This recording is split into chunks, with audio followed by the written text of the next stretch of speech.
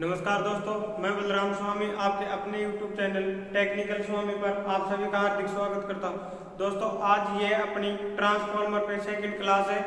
कल जो अपने क्लास ली थी उसमें ट्रांसफार्मर के बारे में बेसिक डिटेल्स के बारे में जाना था, फिर उसके जो एक दो मेन पार्ट थे उसके बारे में पढ़ा था।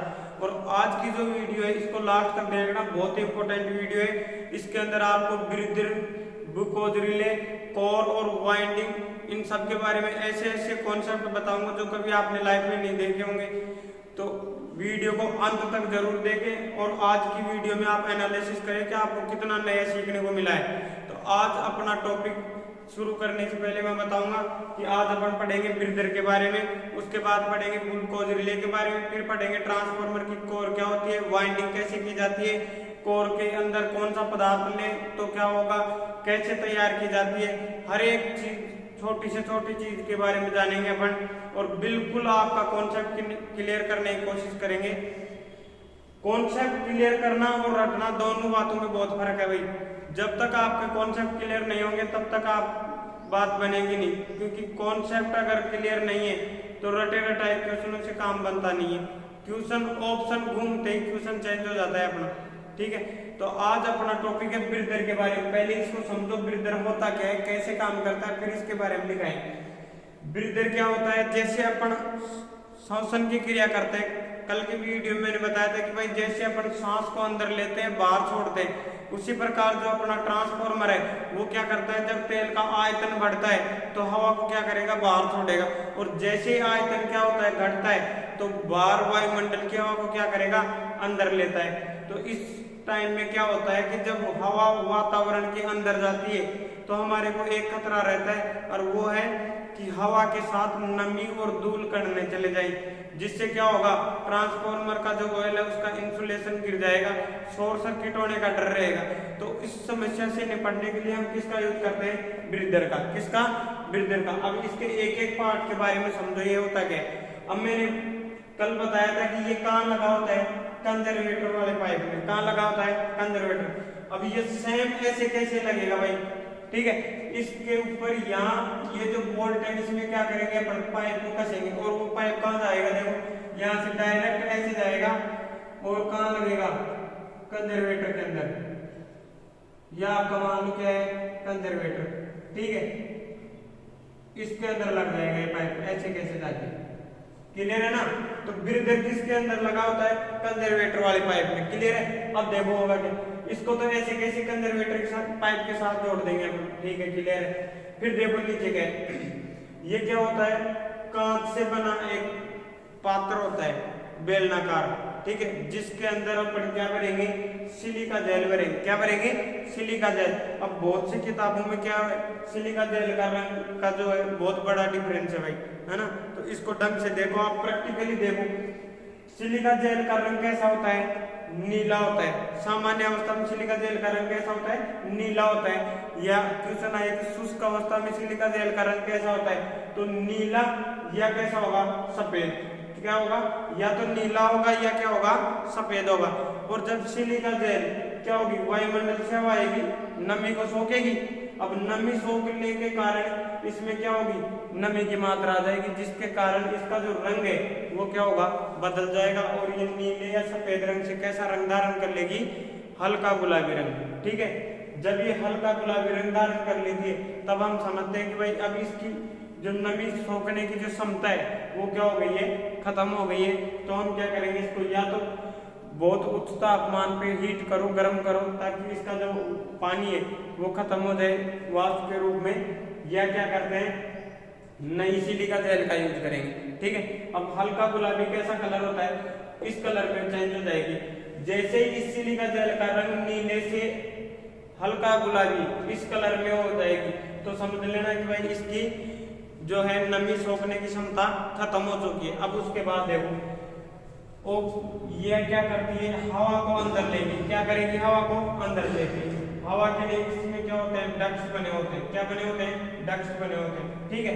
अब डक्ट्स के यहाँ नीचे नहीं बनेंगे, ये क्या एक अलग चीज है, अभी समझाएंगे इसको। अब सिलिका जेल के अंदर एक गुण होता है कि ये क्या करती है, नमी को सोखती है, ठीक है। अब हवा के अंदर क्या होता है, नमी तो होती है।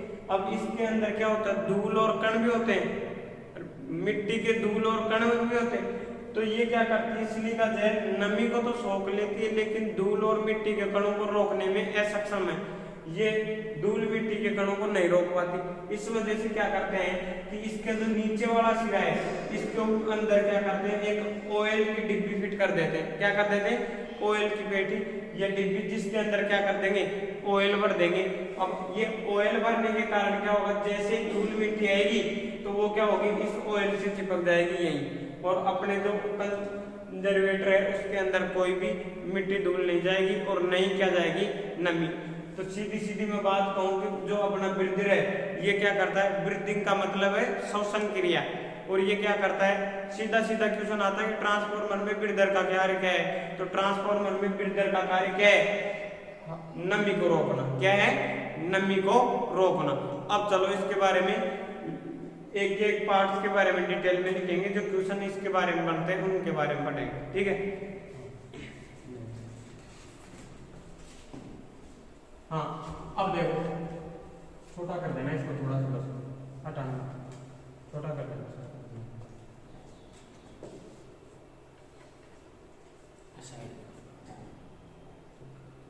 थोड़ा किसका वो और किसका बस इधर से थोड़ा। हाँ देखो भाई, क्या है, ब्रीदर।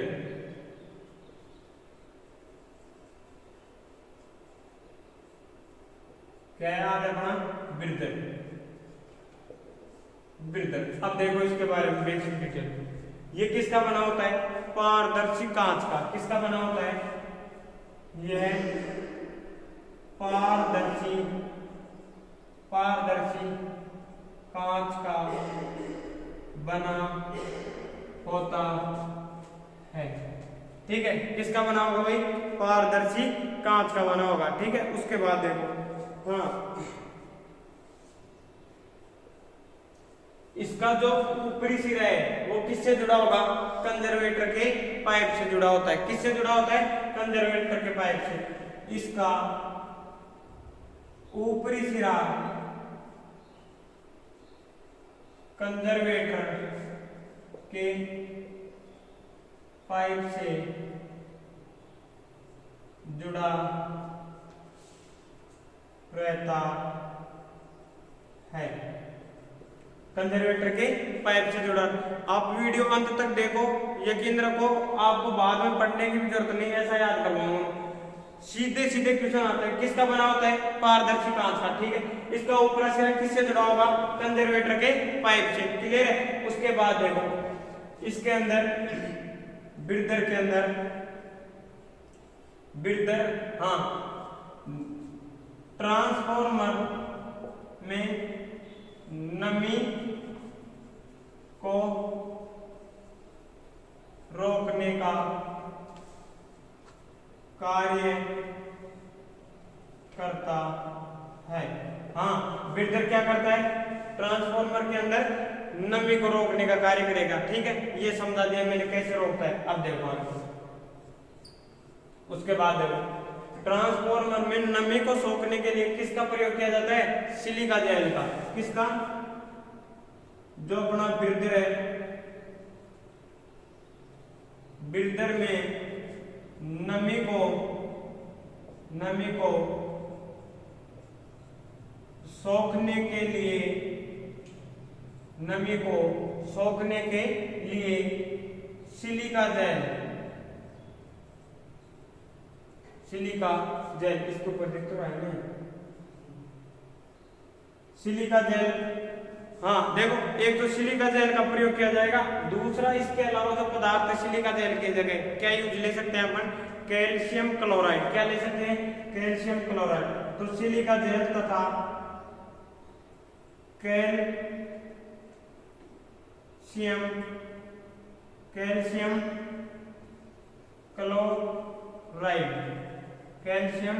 क्लोराइड, और इसका कई बार फॉर्मूला पूछ लेता है भाई। इस ट्रांसफार्मर में यूज होने के कारण कैल्शियम क्लोराइड का फॉर्मूला है, वो क्या है, CaCl2, कैल्शियम क्लोराइड। नमी को सोखने के लिए कैल्शियम क्लोराइड का प्रयोग किया जाता है, प्रयोग किया जाता है। हाँ, कैल्शियम क्लोराइड या सिलिका जेल का प्रयोग करेंगे। अब देखो ये सोखता कैसे है। जैसे हवा इसके अंदर जाएगी, नमी आएगी, तो नमी के कारण हवा किधर से पास होकर जाएगी, इस सिलिका जेल के अंदर से जाएगी हवा। तो जैसे इसके अंदर से गुजरेगी तो ये क्या करती है, यहाँ से यहाँ तक पहुंचेगी, तब तक इसकी जो नमी है उसको क्या कर लेती है, ये सिलिका जेल अवशोषित कर लेती है। जैसे बचपन में आपने देखा होगा कि जब रक्षाबंधन के टाइम में अपन राखी बांधे करते तो उसके पीछे लगा होता था थर्मोकोल टाइप में, तो जो उसको आप जैसे ही पानी के पास ले जाओ तुरंत पानी को सोखता था। वैसा ही कार्य क्या करती है ये सिलिका जेल करती है कि जैसे ही ये पानी के संपर्क में आती है, नमी के संपर्क में, तो उसको क्या करेगी, सोखने का कार्य करती है। ठीक है, अब देखो इसके बाद बिरदर में और क्या होता है। बिरदर के क्लोराइड का उपयोग किसमें किया जाता है, नमी को सोखने के लिए। कौन कौन से पदार्थ काम में लिया जाएगा, सिलिका जेल और कैल्शियम क्लोराइड। क्लियर है। उसके बाद देखो जो नीचे नीचे क्या होती है, ऑयल कैप। क्या होती है, ऑयल कैप। ये क्या करेगी भाई, जैसे ही इस हवा के साथ क्या जाएंगी, धूल कण जाएंगे, उनको क्या करेगी, अपनी ओर खींचेगी, क्योंकि इस ऑयल कैप के अंदर क्या होता है, ऑयल भरा हुआ रहता है। क्या रहता है, ऑयल भरा हुआ रहता है। तो इसके नीचे सीधे पर किसके, बिरदर के, बिरदर के, बिरदर के निचले हिस्से में एक ऑयल कैप लगी होती है, जिसमें हाँ क्या भरा रहता है, ऑयल भरा रहता है। क्या भरा रहता है, ऑयल भरा रहता है। क्या भरा रहता है भाई, ऑयल भरा रहता है। ये क्या कार्य करेगा, यह ऑयल धूल कणों को रोकता है। क्या करेगा, धूल कणों को रोकता है। आगे लिखो, एक इसको स्क्रीनशॉट लो, फिर अपन आगे चलते हैं।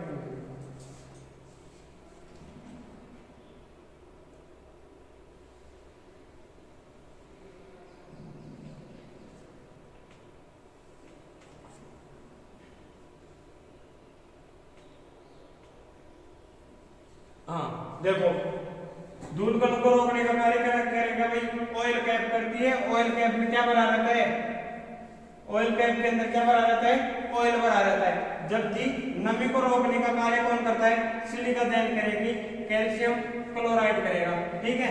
हाँ अब देखो, एक जो सीधा सीधा क्वेश्चन है जो कई वर्षों से आता आ रहा है घूम फिर के, और वो क्या है, वो क्वेश्चन ये है,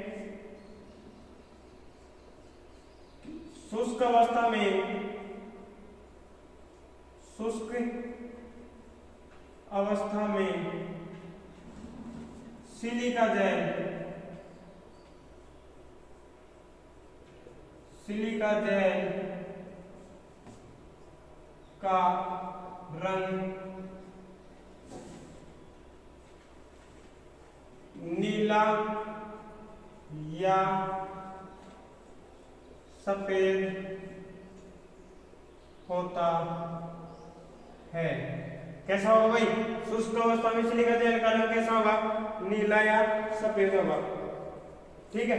उसके बाद है तथा नमी सोखने, नमी सोखने के बाद, नमी सोखने के बाद सिलिका जेल, सिलिका जेल का रंग हल्का गुलाबी हो जाता है। देखो अभी मैंने समझा है, सामान्य अवस्था में रंग कैसा होगा इसका, नीला या सफेद होगा। जैसे ही नमी सोखेगा रंग कैसा हो जाएगा इसका, हल्का गुलाबी हो जाएगा। क्लियर है। वृद्धि में इससे बाहर कोई क्वेश्चन नहीं, इसका एक बार स्क्रीनशॉट ले लो फिर आगे चलेंगे। अब आएगी अपनी ग्लूकोज रिले। क्या आएगी? Glucose relay. अब अपना सेकंड है भाई ग्लूकोज रिले। ट्रांसफार्मर का बहुत ही इंपॉर्टेंट पार्ट है भाई ग्लूकोज रिले। ये क्या करती है? ट्रांसफार्मर को जहां भी रिले है आपके माइंड में याद आना चाहिए, किसका जो रिले का जो कार्य होता है वो क्या होता है भाई? सुरक्षा युक्ति है। क्या है? एक सुरक्षा युक्ति है।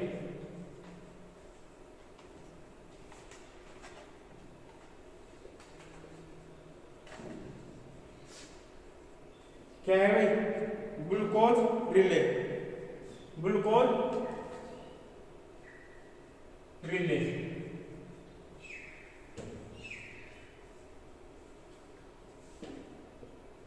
Glucose relay. देखो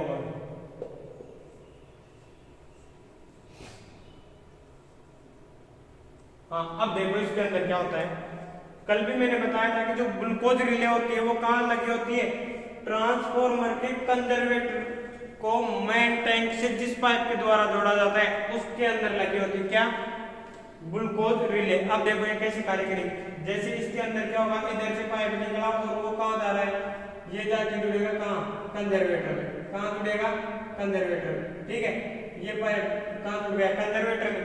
और जो इसका दूसरा सिरा है उसका जो निकल के वो कहां जुड़ेगा? मेन टैंक के अंदर। अब देखो ये कार्य कैसे करता है।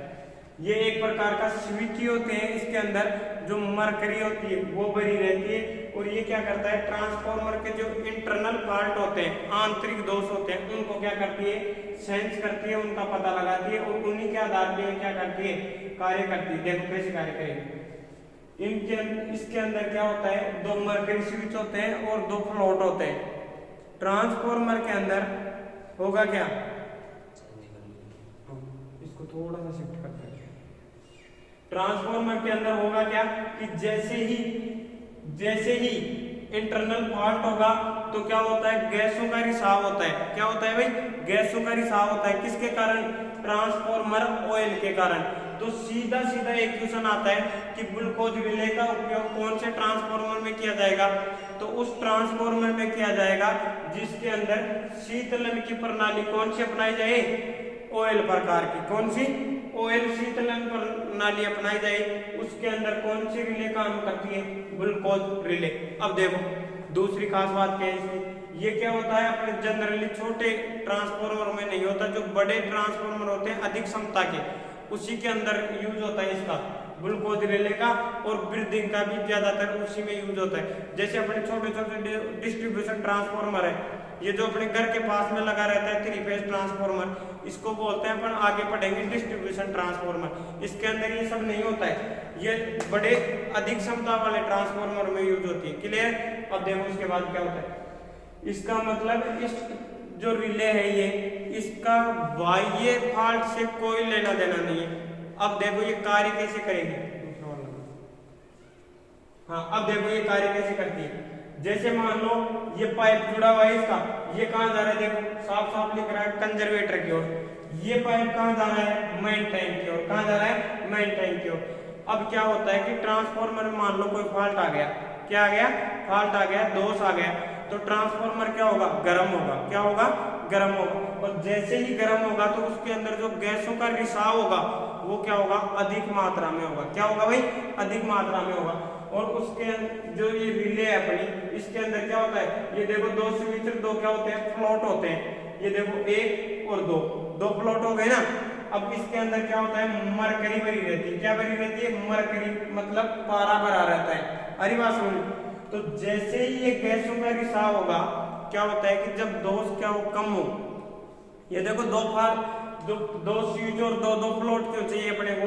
क्योंकि इसके अंदर ऐसी सिस्टम अपनाया जाता है कि जब दोष क्या हो? कम हो, तो ये क्या करेंगे? अपने को एक फ्लोट काम करेगा इसका, और ये अलार्म के द्वारा में सचेत करेगी कि भाई ट्रांसफार्मर में क्या आ गया?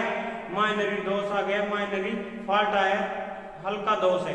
क्लियर? और यदि हमने 2-3 बार इसने अलार्म से अपने को सूचित किया लेकिन हम उस पर ध्यान नहीं दिए और दोष क्या हो रहा है? आपका बढ़ गया, ठीक है। तो ये क्या करती है, इस कंडीशन में दोष अगर बढ़ गया तो इसका जो दूसरा प्लॉट है नीचे वाला ये कार्य करेगा, और ये क्या करती है, ट्रांसफॉर्मर को सप्लाई से ही डिस्कनेक्ट कर देगी, जिससे अपना ट्रांसफॉर्मर है वो क्या हो जाएगा, सुरक्षित हो जाएगा, बच जाएगा।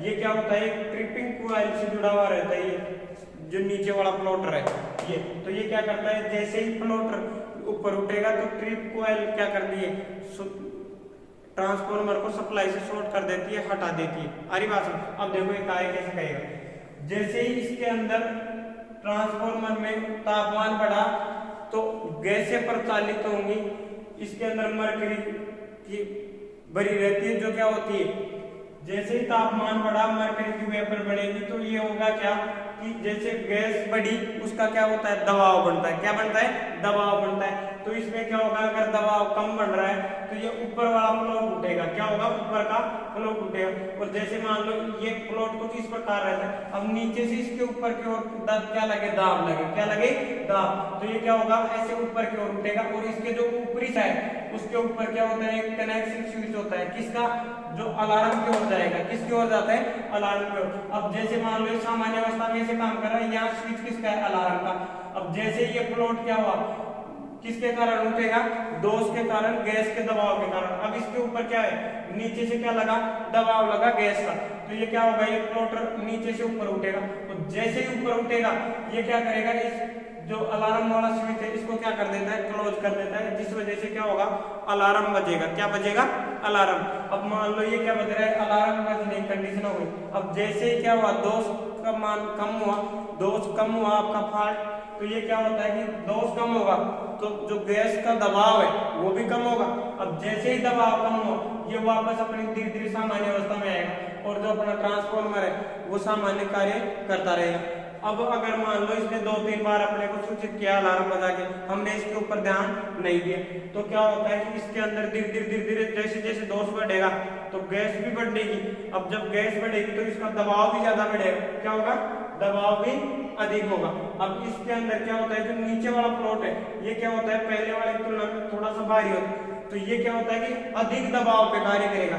अब इसका जो कनेक्शन है वो किससे होता है भाई, एक ट्रिप कॉइल के द्वारा होता है। किससे जुड़ा होता है, एक ट्रिप कॉइल के द्वारा जुड़ा हुआ रहता है। और वो जो ट्रिप कॉइल है वो क्या करती है, ट्रांसफॉर्मर को सप्लाई से डिस्कनेक्ट कर देगी। अब ये क्या कार्य करेगा, ये भी सेम उसी तरह कार्य करता है।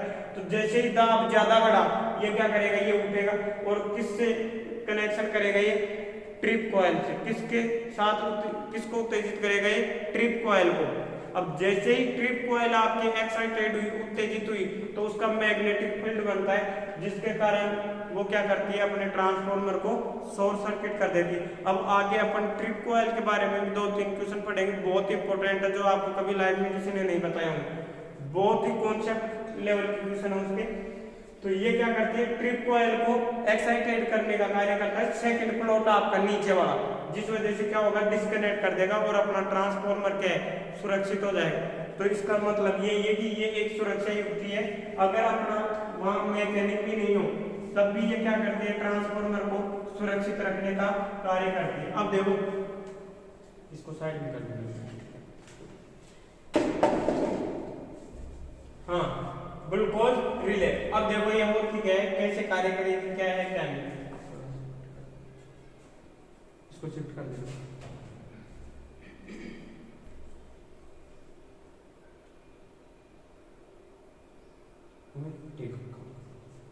अब देखो इसके अंदर जो ट्यूशन आते हैं वो डायरेक्ट कैसे ट्यूशन आते हैं कि जो ग्लूकोज रिले है वो क्या करती है, ट्रांसफॉर्मर को आंतरिक दोषों से सुरक्षा प्रदान करती है। कि ग्लूकोज रिले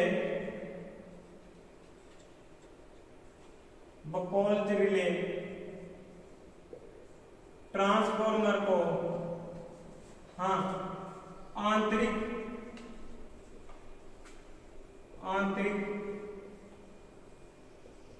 दोषों से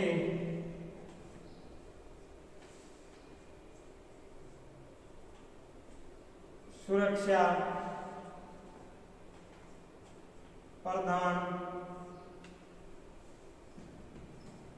करती है। इसका मतलब अपन क्या कह सकते हैं भाई, ये ट्रांसफॉर्मर की कौन से दोष से सुरक्षा प्रदान करेगी? आंतरिक दोष से। क्लियर है? उसके अलावा देखो यह रिले केवल ऑयल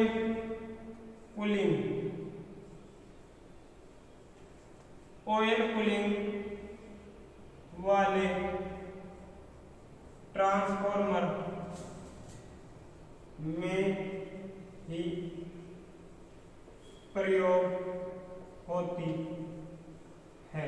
इसका मतलब क्या है कि ये जब भी काम आएगी जब क्या हो, ट्रांसफॉर्मर के अंदर ऑयल कूलिंग काम में ली जाए। अब इसके अंदर देखो, यदि ट्रांसफॉर्मर की वाइंडिंग आपकी क्या हो, पूर्ण रूप से ऑयल के अंदर डूबी हुई रहनी चाहिए। अगर वाइंडिंग आपकी कहाँ आ गई बाहर और उसके अंदर कोई फॉल्ट आ गया मान लो, तो ये कार्य नहीं करेगी। तो इसलिए ऑयल गेज लगा होता है, जो मैंने बताया था वो ऑयल का मान दर्शाएगा अपने को कि ऑयल की कमी है या ज्यादा है। ठीक है, तो उसको देखते हुए फिर हम अगर ऑयल कम है तो ट्रांसफॉर्मर में ऑयल ज्यादा डालेंगे। तो इसका मतलब ये आंतरिक दोषों की सुरक्षा करती है। तो सीधा सीधा आप कह सकते हैं कि इसका बाह्य दोषों से कोई संबंध नहीं होता। तो जो ग्लूकोज रिले है, ये रिले ट्रांसफॉर्मर की बाह्य दोषों से सुरक्षा नहीं करती है। ट्रांसफॉर्मर की बाह्य दोषों से सुरक्षा नहीं करती। आगे देखो, हाँ, इस रिले में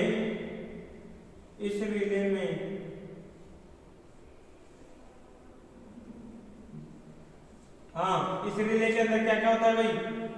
2 मरकरी स्विच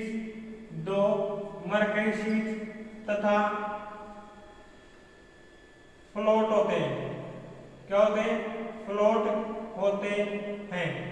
क्या क्या होगा भाई? देखो, 2 ही तो स्विच थे, 2 स्विच थे और 2 ही क्या है? फ्लोट है। क्या है? फ्लोट है। और जो स्विच होंगे वो कौन से होंगे? मरकरी स्विच होंगे। उसके बाद देखो ये रिले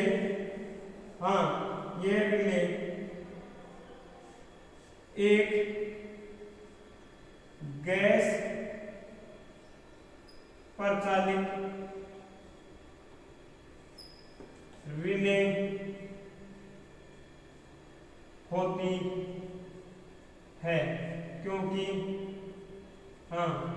ये रिले कौन सी रिले होती है? एक गैस प्रचालित। भाई गैसों का रिसाव हो रहा है, उनका दबाव बढ़ रहा है, कम हो रहा है, उसी के आधार पर तो कार्य कर रही है। इसलिए इसको क्या बोलते हैं? गैस प्रचालित रिले, क्योंकि यह गैसों के दबाव के कारण ही प्रचालित होती है। क्या होती है? प्रचालित होती है, ऑपरेट होती है। ठीक है, एक बार इसका स्क्रीनशॉट लो, फिर आगे चलेंगे अपन इसके अंदर।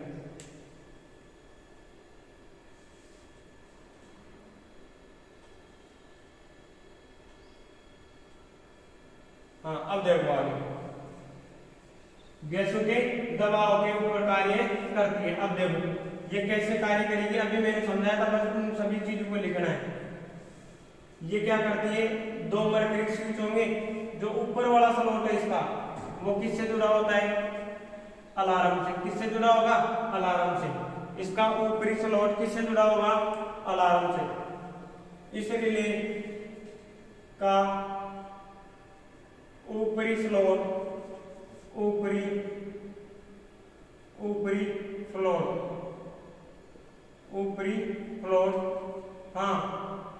अलार्म से जुड़ा होता है। किससे जुड़ा होगा भाई? अलार्म से जुड़ा रहता है। जो निम्न दोष पर अलार्म की सहायता से हमें क्या करेगा, सूचना देगा, सूचित करेगा। क्लियर है। अब देखो इसका, हाँ, नीचे का फ्लोर किससे जुड़ा होगा, ट्रिप कॉइल से। किससे जुड़ा होगा भाई, ट्रिप कॉइल से जुड़ा रहता है। और ये क्या करेगा, यह अधिक दोष की स्थिति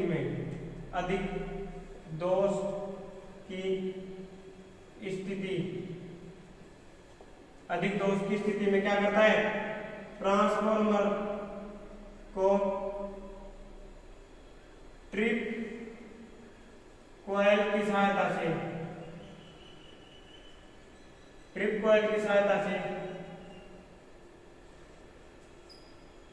सप्लाई से हाँ क्या करता है, डिस्कनेक्ट करेगा। क्या करेगा, डिस्कनेक्ट कर सुरक्षा प्रदान करता है। क्या करेगा भाई ये, हाँ देखो ये क्या करता है, नीचे वाला प्लॉट है, ये क्या होता है, ट्रिप कॉइल के साथ जुड़ा होता है, जो ट्रांसफॉर्मर की अधिक दोष होने की स्थिति में क्या करता है, ट्रिप कॉइल के साथ ऐसे ट्रांसफॉर्मर को सप्लाई से डिस्कनेक्ट करेगा और उसकी क्या करता है, सुरक्षा करेगा। क्लियर है। इसको उतारो फिर चलेंगे बनाने। हाँ अब देखो,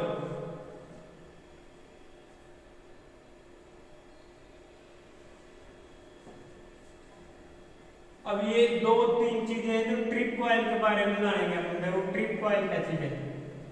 ट्रिप कॉइल का नाम जहां भी आए वहां आपके माइंड में क्या आना चाहिए कि भाई क्या हो रही है, चुंबक की बात हो रही है। किसकी बात हो रही है, चुंबक की बात हो रही है। अब देखो ट्रिप कॉइल होती क्या है, ट्रिप कॉइल क्या करती है कि प्रयोग होती है, ट्रिप कॉइल जो है, ट्रिप कॉइल। अब देखो ट्रांसफॉर्मर अपना कौन सी सप्लाई पे कार्य कर रहा था, एसी सप्लाई पे। कौन सी सप्लाई पे, एसी सप्लाई पे। अब इसके अंदर एक वर्ड आया ट्रिप कॉइल। ये क्या करती है, ट्रांसफॉर्मर को बाह्य दोष इंटरनल दोष अधिक होने के कारण ग्लूकोज रिले की सहायता से ट्रांसफॉर्मर को सप्लाई से डिस्कनेक्ट करेगी। अब इसकी क्या खास बात है, ये क्या है, सुरक्षा युक्ति। क्या है, सुरक्षा युक्ति। ट्रिप कॉइल क्या है, सुरक्षा युक्ति। और इसका जो बेहतरीन और प्रचलित क्वेश्चन है, जो अच्छे को कंफ्यूजन में डालता है, वो क्या है, देखो ट्रिप कॉइल है ट्रांसफॉर्मर में यूज हो रही है, तो हमारे माइंड में क्या आता है कि ये किसके द्वारा ऑपरेट होगी, एसी के द्वारा। किसके द्वारा, एसी के द्वारा। लेकिन ऐसा बिल्कुल भी नहीं होता है। इस जो ट्रिप कॉइल है इसको उत्तेजित करने के लिए, किसको, ट्रिप कॉइल को उत्तेजित करने के लिए, उत्तेजित का मतलब है एक्साइटेड करने के लिए, इसके द्वारा चुंबक बनाने के लिए, करने के लिए निम्न डीसी सप्लाई की आवश्यकता होती है।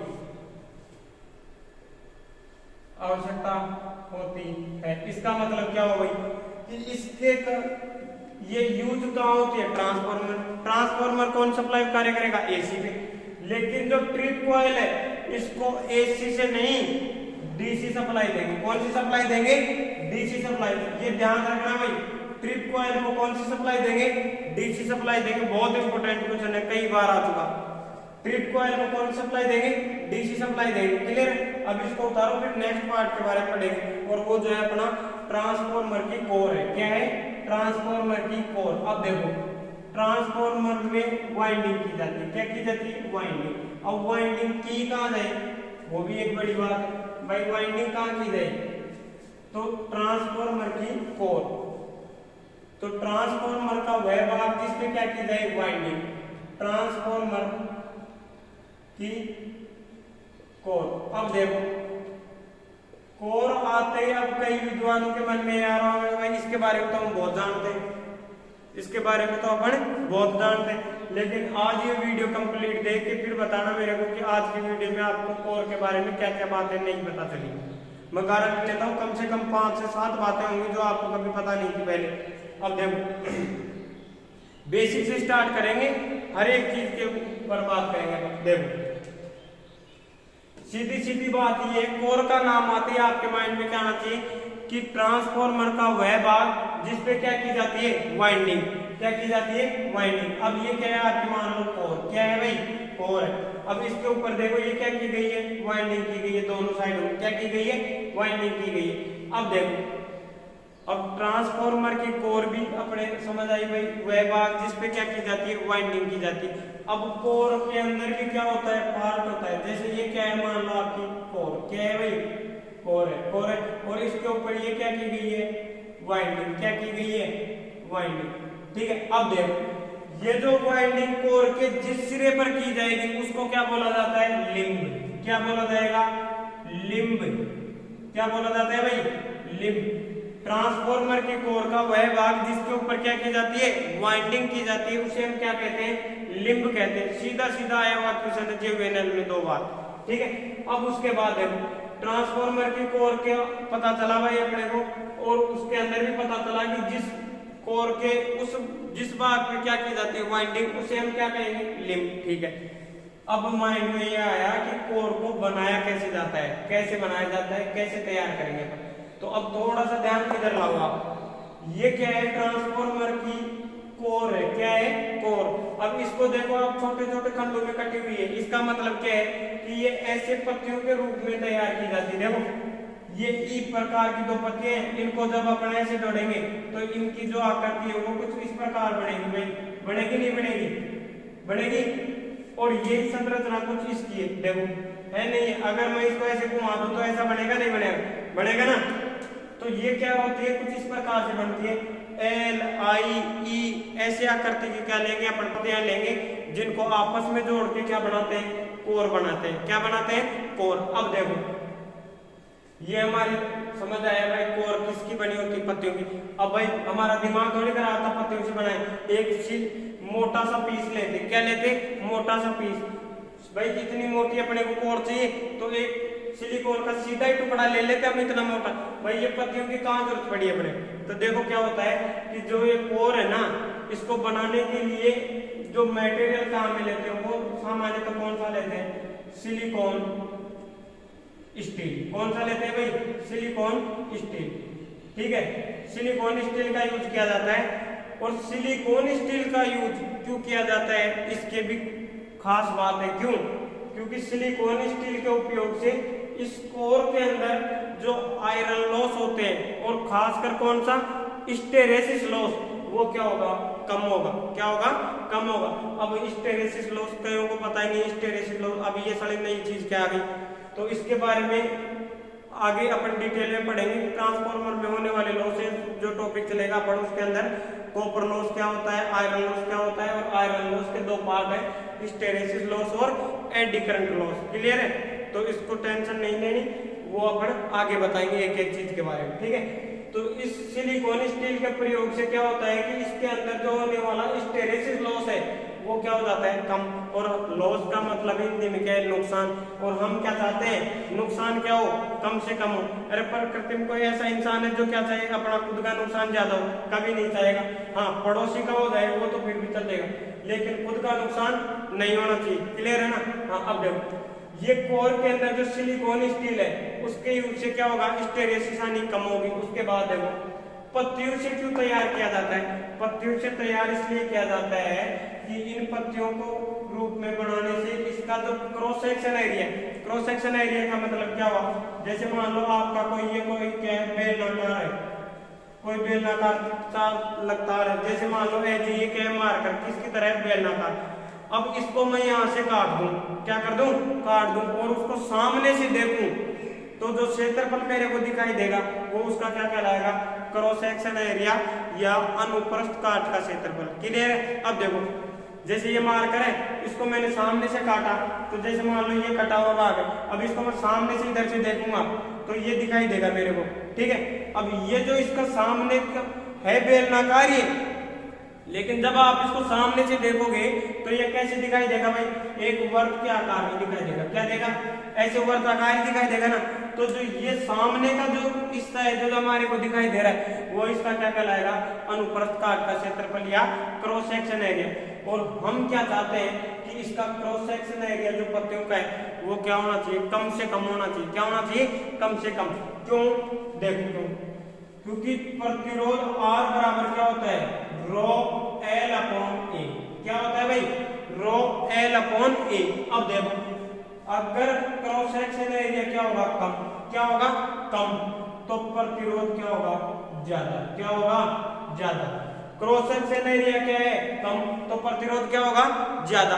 अब प्रतिरोध ज्यादा है तो इसके अंदर, कोर के अंदर बहने वाली धारा होगी वो क्या होगी, कम। देखो I बराबर क्या होता है, V बटे R। दिख तो रहने इधर, I बराबर क्या होता है, V बटे R। अगर आपका R का मान बढ़ा, क्या हुआ, R का मान बढ़ गया तो करंट क्या होगी, कम। क्या होगी, करंट कम। और जो इस कोर के अंदर जो करंट बहती है वो क्या होती है, एडी करंट होती है, भंवर धारा होती है, जिसको हम नहीं चाहते कि ये बहे लेकिन फिर भी बहती है। तो इसको कम कर सकते हैं, खत्म नहीं किया जा सकता। तो कम करने के लिए क्या करेंगे, इसको पत्तियों के रूप में बनाएंगे ताकि इसका जो क्रॉस सेक्शन एरिया वो क्या हो, कम। अब आप मेरे को ये बताओ, अगर इसको आप क्रॉस ले लेते और फिर हम काटते तो इसका क्रॉस सेक्शन एरिया क्या होता, एक। अब कईयों के माइंड में आ रहा होगा भाई लोहे की है, आपस में मिलाए फिर शॉर्ट हो गई। लेकिन हर एक पत्ती के ऊपर क्या किया जाता है, इंसुलेशन चढ़ा होता है, लेमिनेशन चढ़ा होता है। जैसे ये पत्ती है, ये पत्ती है, ये पत्ती है। अब दो पत्तियों के बीच में क्या करेंगे, कुछ अलग पदार्थ होता है, इंसुलेशन चढ़ा देते हैं, जिसको अपन बोलते हैं लेमिनेशन। ठीक है, तो जिसके कारण दो पत्तियां आपस में वैद्युतिक रूप से नहीं जुड़ी होती हैं। क्लियर है, वैद्युतिक रूप से नहीं जुड़ने के कारण एक पत्ती में धारा, बहने वाली धारा दूसरी पत्ती में नहीं जाएगी और दूसरे में बहने वाली धारा पहली में नहीं आएगी। क्लियर है, इसका मतलब ये एक दूसरे से पूर्ण रूप से पृथक रहती है वैद्युतिक क्षेत्र स्तर के ऊपर। तो ये जो प्रतिरोध बढ़ा उसके कारण एडी करंट क्या हुई, घटी। तो जो सीधी मैं बात कहूं कि पत्तियों के रूप में तैयार करने के कारण इसका जो एडी करंट लॉस है वो क्या हो जाता है, कम हो जाता है। ठीक है, अब देखो, अब इसके बारे में जो मेन चीजें वो देखो क्या क्या है। हाँ ठीक, हाँ अब देखो, कोर के आधार पे ट्रांसफॉर्मर का ही क्या हो जाता है, वर्गीकरण हो जाता है, जो अपन आगे बढ़ेंगे। Core type, berry type, cell type, एक के बारे में डिटेल है ना। तो देखो ये क्या, कोर है भी अपने देखा है भाई, कोर ये लो, इसके ऊपर क्या की जा रही है, वाइंडिंग। क्या की जा रही है भाई, वाइंडिंग। अब देखो होगा क्या, ये कोर क्या करती है, इसके कार्य देखो क्या कर रही है। एक तो क्या करती है, ट्रांसफॉर्मर के अंदर वाइंडिंग को आधार प्रदान करेगी। कहने का मतलब भाई वाइंडिंग हमने की लेकिन उस वाइंडिंग को रखे कहां, तो उसको रखने की जगह क्या है, कोर। भाई वाइंडिंग को किसके ऊपर रखेंगे, कोर के ऊपर। क्लियर, पता चला। देखो वाइंडिंग कहां की जा रही है, कोर के ऊपर की जा रही है। क्लियर है। अब देखो इसके अलावा अगर ध्यान से दिख रहा हो तो इसको देखो, इसके अंदर एरो सा लग रहा है, तीर से लग रहे हैं, ऐसे कुछ इस प्रकार लग रहे हैं। इसका मतलब क्या है कि जैसे ही आप ट्रांसफॉर्मर की प्राइमरी वाइंडिंग को सप्लाई से जोड़ोगे तो जब क्या होता है, एमएमएफ बनता है। और वो भी अभी जब वाइंडिंग पढ़ाएंगे तब मैं बताऊंगा आपको कि एमएमएफ बनता कैसे है, हर चीज के बारे में बताएंगे बेसिक से बिल्कुल। तो ये जो ट्रांसफॉर्मर है इसके अंदर क्या होता है कि जब आप कोई भी कॉइल लो उसको क्या दे दो, वैद्युतिक सप्लाई, तो उसका क्या बनता है, चुंबकीय क्षेत्र बनता है। उसके द्वारा क्या बनता है, चुंबकीय क्षेत्र बनता है। ठीक है, अब चुंबकीय क्षेत्र बनेगा तो इस चुंबकीय क्षेत्र को, जैसे मान लो इस प्राइमरी को अपन ने क्या दिया, इनपुट सप्लाई दे दी। क्या दे दी, इनपुट सप्लाई, और इसको कोई सप्लाई नहीं दी। अब फिर भी क्या होता है, इधर सप्लाई मिल जाती है अपने को। हरी बात समझ। अब होता क्या है कि इसके सप्लाई मिलने से प्राइमरी में क्या बनता होगा, एमएमएफ पैदा होगा। क्या होगा, एमएमएफ पैदा होगा, चुंबकीय फ्लक्स पैदा होगा। और वो जो चुंबकीय फ्लक्स है वो इस कोर के माध्यम से सेकेंडरी वाइंडिंग तक पहुंचता है। देखो ये कोर है, कोर के अंदर क्या बह रहा है, चुंबकीय फ्लक्स। अरे भाई लोहे का पीस है और उसको चुंबक के पास ले जाओ आप, क्या होगा? आकर्षित होगा। क्या होगा? आकर्षित होगा। और जो ये आकर्षित होता है इसके अंदर क्या होता है कि लोहे के अंदर चुंबक को धारण करने की क्षमता हो जाती है। कभी आपने देखा है मिस्त्री जब काम करता है पेचकस को चुंबक से हल्का सा रगड़ने पे उसके अंदर चुंबक के गुण आ जाते हैं, वैसा ही कार्य इसका है।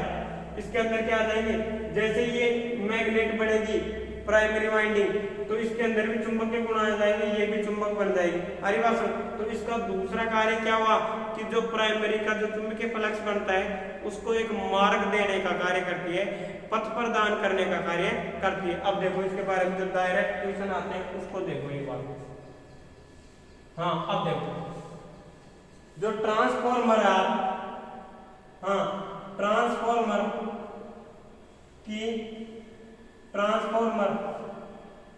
का वह भाग, हाँ जिस पर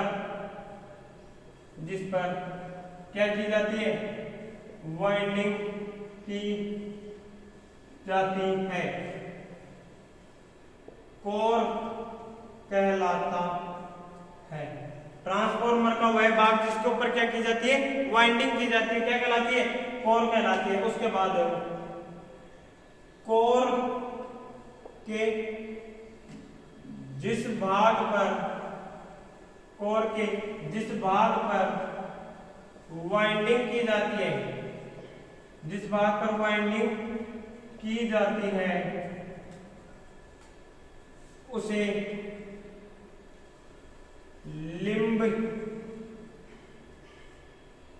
कहते हैं। क्या कहते हैं? लिंब कहते हैं भाई। इसका मतलब क्या हुआ कि कोर के अंदर भी वह भाग जिसके ऊपर क्या करें वाइंडिंग, उसे क्या कहेंगे, लिंब कहेंगे। फिर आगे चलो देखो, कोर सामान्यतः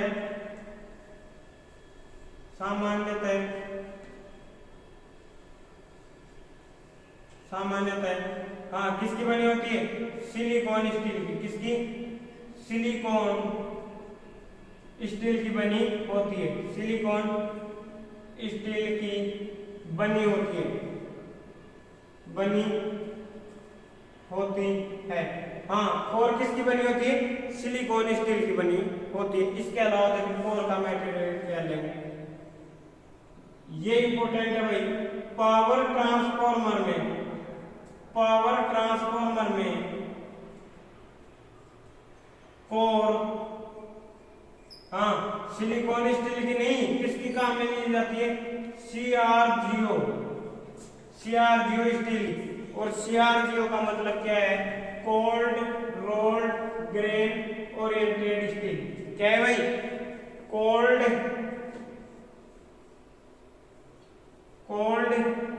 रोल्ड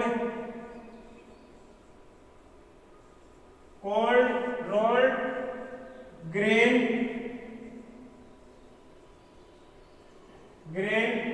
ओरिएंटेड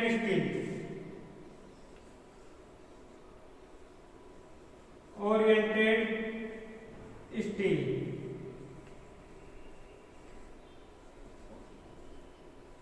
इसको हिंदी में लिखना चाहे तो cold rolled grain oriented steel का ही बनी होती है। नहीं दिख रहा?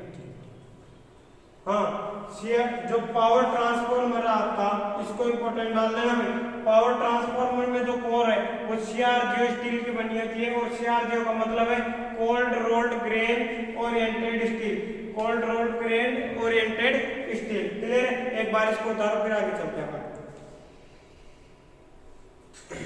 हाँ देखो इसके अलावा ट्रांसफॉर्मर भी अलग अलग प्रकार के होते हैं अपने, पावर ट्रांसफॉर्मर, डिस्ट्रीब्यूशन ट्रांसफॉर्मर। ठीक है, अब एक और से सीधा क्वेश्चन आता है कि वह ट्रांसफॉर्मर जिसको क्या कहते हैं, उच्च फ्रीक्वेंसी पे प्रयोग में लिया जाता है, तो उसकी कोर किसकी बनी होती है भाई?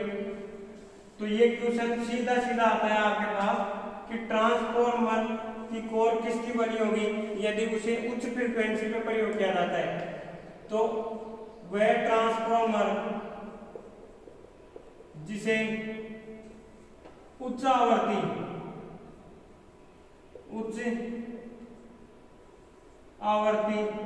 पर प्रयोग किया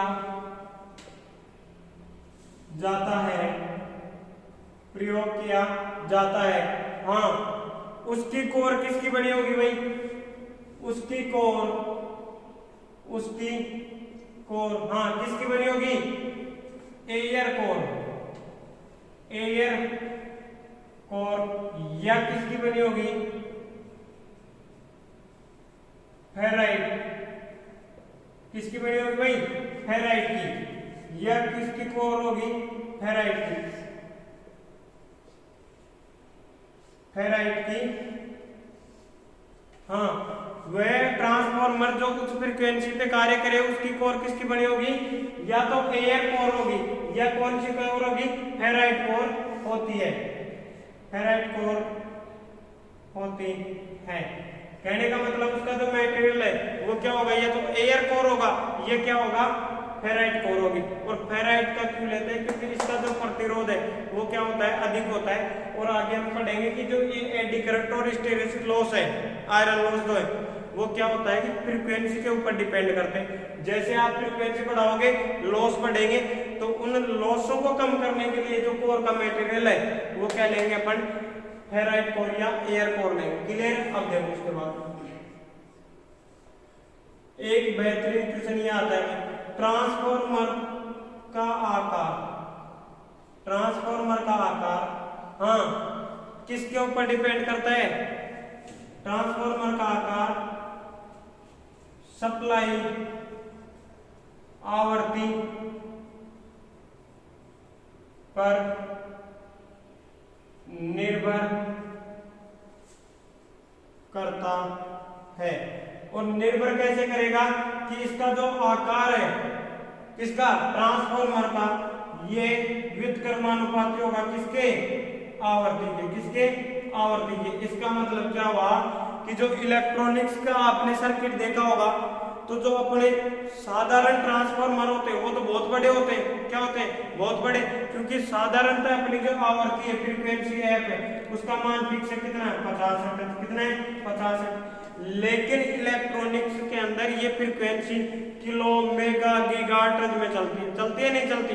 इस वजह से इलेक्ट्रॉनिक्स के अंदर आप ट्रांसफॉर्मर देखो बहुत छोटा मिलेगा आपको। क्या मिलेगा? बहुत ही छोटा मिलता है। क्यों? क्योंकि वहां फ्रीक्वेंसी का मान क्या है? बहुत ज्यादा है। और फ्रीक्वेंसी का मान ज्यादा है तो ट्रांसफॉर्मर का आकार क्या होगा? कम होगा। क्लियर? एक बार इसका स्क्रीनशॉट लो फिर आगे चलेंगे।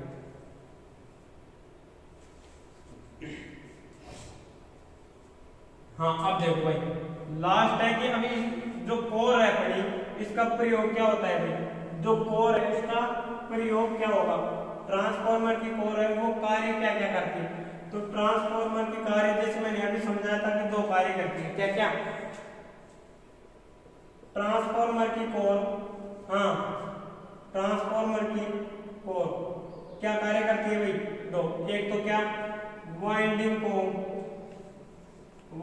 को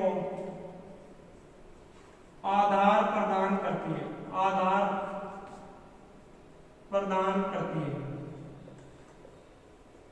और आधार प्रदान करने का मतलब क्या है? कि वाइंडिंग को वह जगह देती है जिसके ऊपर वाइंडिंग स्थापित की जाए। क्लियर है? उसके अलावा दूसरा कार्य क्या है? ये चुंबकीय फ्लक्स को, किसको? चुंबकीय फ्लक्स को हाँ पथ प्रदान करती है। पथ का मतलब रास्ता प्रदान करती है। हाँ कोर क्या क्या करेगी? एक तो वाइंडिंग को आधार प्रदान करती है और दूसरा क्या करती है? वाइंडिंग का जो चुंबकीय फ्लक्स है उसको क्या करती है? रास्ता देती है, पथ प्रदान करती है। ठीक है, चलो अब आगे।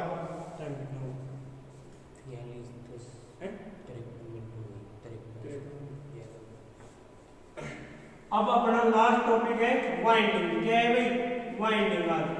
और वाइंडिंग के अंदर बहुत शानदार क्वेश्चन आते हैं वाइंडिंग के आजकल। पहले तो क्या था? वाइंडिंग को मुश्किल से 2 या 3 लाइनों में खत्म कर दिया जाता था, लेकिन अब इसके क्वेश्चन आने लगे। देखो कैसे, ये आपकी क्या है, कोर है। क्या है, कोर। अब इसके ऊपर क्या की गई है, वाइंडिंग। एक प्राइमरी वाइंडिंग है, दूसरी क्या है, सेकेंडरी वाइंडिंग। क्या है, सेकेंडरी वाइंडिंग। अब होता क्या है कि आप ट्रांसफॉर्मर रखाइए, अब हम इसको देख के ऐसे नहीं बता सकते कि ये प्राइमरी है या ये सेकेंडरी, तो फिर कैसे डिनोट करेंगे भाई प्राइमरी कौन सी है, सेकेंडरी कौन सी है। तो अगर हम इस वाइंडिंग को क्या कर दें, इनपुट दे दे। क्या दे दे, इनपुट। कहने का मतलब जिस वाइंडिंग को हम सप्लाई से जोड़े वो तो क्या प्राइमरी, और जिस वाइंडिंग को किससे जोड़ दे, लोड से। किससे जोड़ दे, लोड से जोड़ दे। किससे जोड़ दे, लोड से, वो क्या कहलाएगी, आपकी सेकेंडरी वाइंडिंग कहलाएगी। अब इसको चेंज कर सकते हैं अपन, अगर इनपुट सप्लाई अपन इधर दे दिए तो ये आपकी प्राइमरी बन जाएगी और ये आपकी सेकेंडरी बन जाएगी। अब देखो ट्रांसफॉर्मर की जो कोर है वो बनी किसकी होती है भाई, ट्रांसफॉर्मर की जो कोर है वो बनी किसकी होती है। देखो ये किसकी बनी होगी, कॉपर के, कॉपर या एल्यूमिनियम के सुपर इनेमल्ड तारों से। हाँ, किससे बनी होती है, कॉपर या एल्यूमिनियम के सुपर इनेमल्ड तारों से बनी होती है। अब सुपर इनेमल्ड का मतलब क्या है भाई, इनेमल्ड का मतलब है लेमिनेशन चढ़ा हुआ। क्या है, लेमिनेशन चढ़ा हुआ। अब इसके ऊपर क्या होता है कि इंसुलेशन की परत चढ़ी होती है, किसके ऊपर, तार के ऊपर, ताकि उसके बाहर करंट नहीं हो। अगर आप बताओ इसके ऊपर इंसुलेशन नहीं चढ़ा हो तो कोर में करंट आएगी नहीं आएगी, वाइंडिंग आपकी क्या हो जाएगी, शॉर्ट हो जाएगी।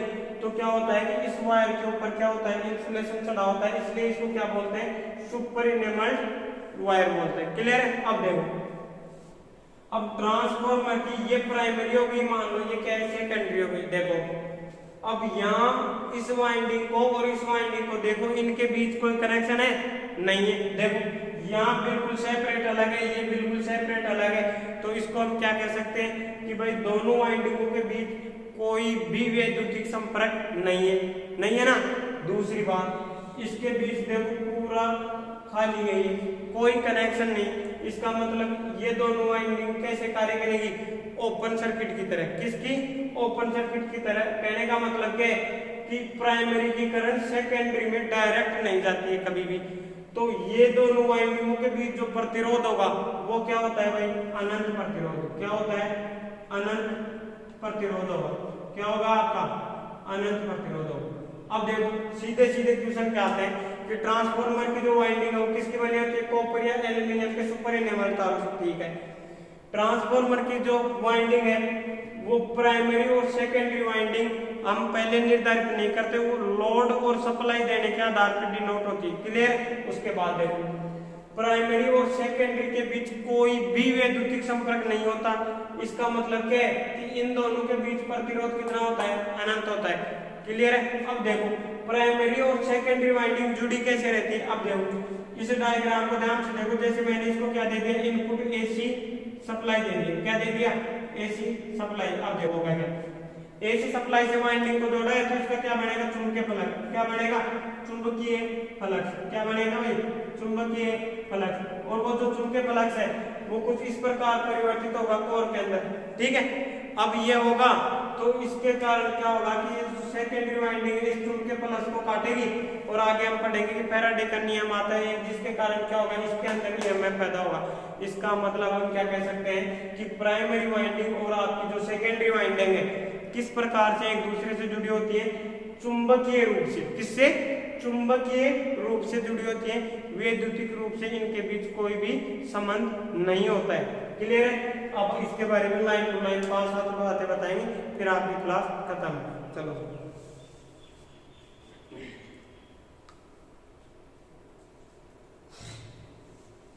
हाँ देखो ट्रांसफॉर्मर की वाइंडिंग, हाँ छोटा कर देते हैं।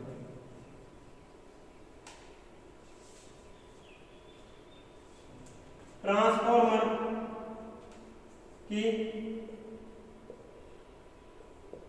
वाइंडिंग क्या है, ट्रांसफॉर्मर की वाइंडिंग। देखो भाई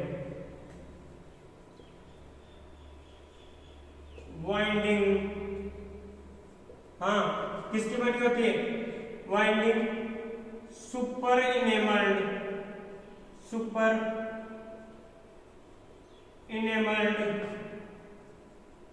कॉपर, और कॉपर का मतलब है भाई तांबा, सुपर इनेमल्ड कॉपर या एल्यूमिनियम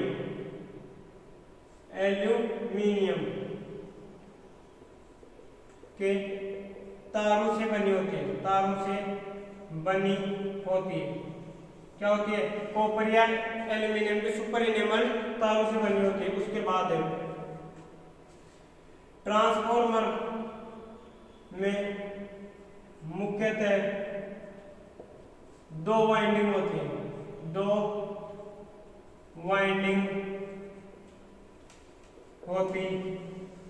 कौन कौन सी? पहली तो कौन सी है? प्राइमरी। कौन सी है? Primary winding. कौन सी है? Primary winding. दूसरी क्या है? Secondary winding. कौन सी है? Secondary winding. पहली प्राइमरी, दूसरी कौन सी है? सेकेंडरी। अब देखो प्राइमरी तो कौन सी वाइंडिंग होगी? तो ये तो वह वाइंडिंग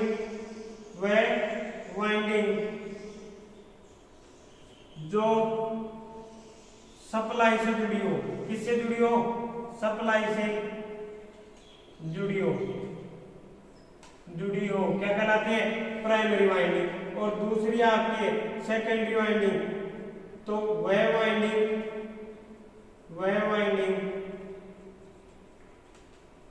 जो लोड से जुड़ी हो,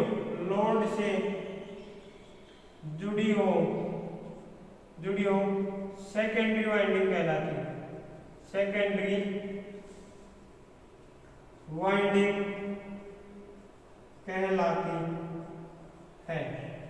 उसके बाद देखो मैंने अभी बताया आपको कि ट्रांसफॉर्मर की प्राइमरी में सेकेंडरी वाइंडिंग को आपस में बदला जा सकता है। कहने का मतलब प्राइमरी को सेकेंडरी और सेकेंडरी को प्राइमरी हम बना सकते हैं। क्लियर है? लिखो आप, ट्रांसफॉर्मर की वाइंडिंगों को आपस में बदला जा सकता है। और कैसे बदला जा सकता है? इसका मतलब क्या है? प्राइमरी को सेकेंडरी व सेकेंडरी को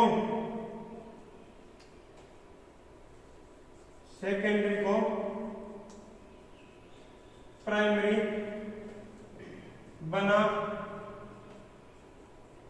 सकते हैं। क्या कर सकते हैं? प्राइमरी को सेकेंडरी और सेकेंडरी को प्राइमरी बना सकते हैं। एक बार इसका स्क्रीनशॉट लो, फिर आगे चलते हैं। हाँ अब देखो, अभी मैंने बताया कि प्राइमरी और सेकेंडरी वाइंडिंग के बीच कोई भी वैद्युतिक संपर्क नहीं होता है। क्या? ट्रांसफॉर्मर की प्राइमरी व सेकेंडरी वाइंडिंग के बीच कोई भी वैद्युतिक संपर्क नहीं होता है। इसका मतलब क्या है कि ट्रांसफॉर्मर की प्राइमरी व सेकेंडरी वाइंडिंग के बीच कोई भी वैद्युतिक संपर्क नहीं होता है। संपर्क का मतलब कोई भी वैद्युतिक संबंध नहीं होता है। इसलिए हम क्या कह सकते हैं कि ट्रांसफॉर्मर की प्राइमरी व सेकेंडरी वाइंडिंग के बीच प्रतिरोध अनंत होता है। क्या होता है भाई? अनंत होता है। प्रतिरोध क्या होता है? प्राइमरी व सेकेंडरी के बीच अनंत होता है। और प्रतिरोध का ही दूसरा क्वेश्चन आ जाता है कि ट्रांसफॉर्मर की वाइंडिंग का इंसुलेशन प्रतिरोध को किसमें मापा जाता है? तो वो सीधा सीधा आता है मेगा ओम में। ट्रांसफॉर्मर की वाइंडिंग का इंसुलेशन प्रतिरोध को मेगा ओम, और मेगा ओम का मतलब है 10 की पावर 6 ओम में मापा जाता है। अब देखो वैद्युतिक संपर्क नहीं होता इसके भी, तो संपर्क कौन सा होता है? ट्रांसफॉर्मर की प्राइमरी व सेकेंडरी वाइंडिंग एक दूसरे से हाँ चुंबकीय रूप से जुड़ी होती है। किससे? चुंबकीय रूप से जुड़ी होती है। किस माध्यम से जुड़ी होती है भाई? चुंबकीय माध्यम से जुड़ी होती है, चुंबकीय रूप से जुड़ी होती है। उसके बाद ट्रांसफॉर्मर वाइंडिंग का कार्य क्या होता है? वाइंडिंग